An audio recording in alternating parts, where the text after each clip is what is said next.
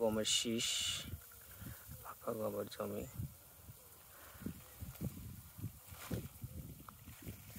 নিচে কেটে রেখেছে এগুলো, এই যে আটি কেটে কেটে আটি করে রেখেছে, পরে ওই যে ওইখান থেকে করে নিয়ে যাচ্ছে। এই যে এগুলো কেটে রেখেছে।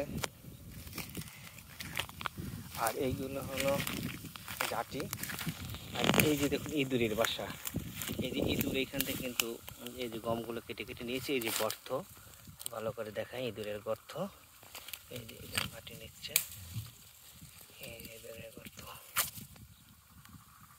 এই যে ইঁদুরের মাটি। এই গর্তের মধ্যে অনেকগুলো যে সাইড থেকে সবগুলো কেটে কেটে নিয়েছে ইঁদুর। এই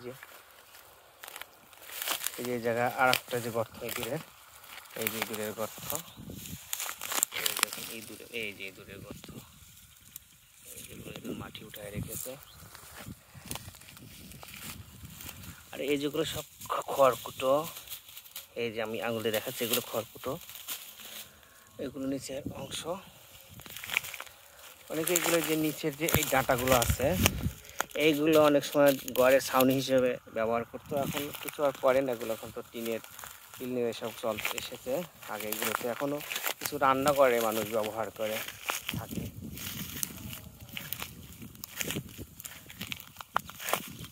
এই যেটা আটি বেঁধে নেই, আটি বাঁধবে,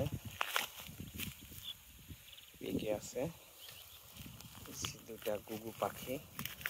এই যে এই পাখি আসে, যেগুলো আটি বেঁধে রেখেছে। এই যেগুলো ছোট ছোট করে কাটছে, এই যেগুলো, এগুলো ভালো ছোট ছোট ছোট অংশ আছে।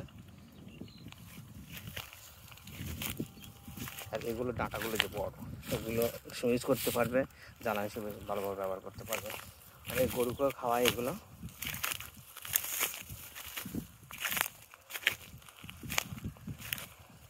অনেকগুলো আছে।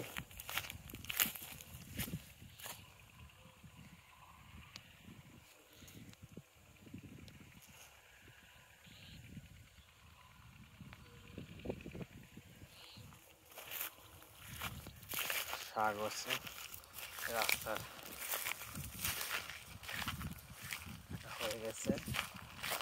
তোমার জমি আবার দেখাচ্ছি, পাশে ইরি ধানের জমি। ওই যে ওইটা হলো, ওই দূরে দেখাচ্ছে সরিষা গ্রাম, এটা সোনাতলা গ্রাম। যে দূরে ধানের জমি, ওই যেটা বিশ্ব রোড, ওই দুয়া উঠছে ইটবাটা। আর এই যে এটা হলো পাটগাড়ি গ্রাম, সাথিয়া উপজেলা, পাটনা জেলার সাথিয়া উপজেলার পাটগাড়ি গ্রামটা। তার ঠিক আছে।